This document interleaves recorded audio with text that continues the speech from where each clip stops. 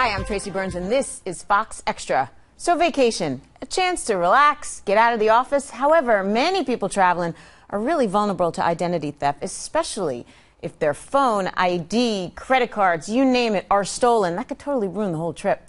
Well, our next guest is here to share a few simple ways to keep your vacation stress-free. Consumer Reports senior money editor Mandy Walker is here. Mandy, thanks for being here.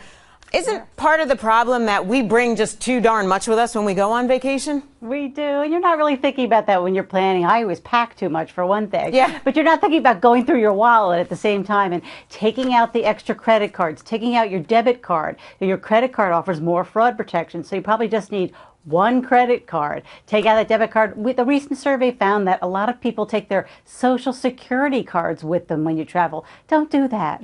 Right. Take out everything you don't need. To your point, it's in your wallet pretty much all the time, right? And you're not, so maybe you should just bring a small little something with you. Don't bring your big bulky wallet. That's probably the first tip. That's a good idea. Right? That's a good idea. Yeah, that's a great idea. So what's the thing that's stolen the most? I mean, is it people's wallets? People have their credit cards stolen. People have their phones stolen, other electronics that you bring. So the first thing you want to do is make sure all those things are password protected.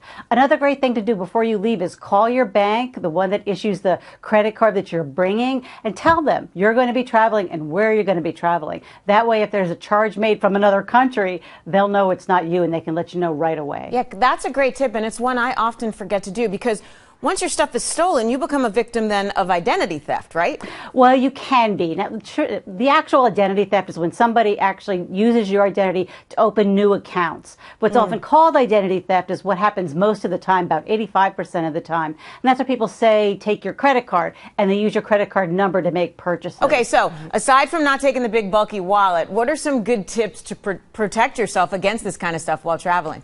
Yeah, we've got all those devices with you. Be very careful about using public Wi-Fi. Always use password protection Wi-Fi and use it as little as possible because you don't want these to be able to intercept your information.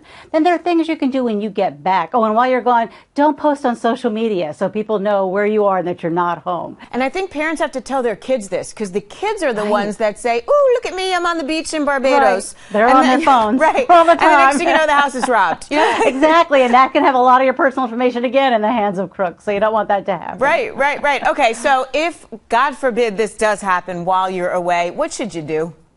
Well, the first thing you want to do is let the local authorities know, and you want to file a police report because you'll probably need that if there are any problems down the road, if you really become the victim of identity theft. And of course, you're going to have to call your credit card company and anyone else that, any other information that was in your card. So it's a good idea to have that information all written down at home and have someone that you can call so that they can give you, the Department of Motor Vehicles number. So you'll have all the numbers to call and call right away.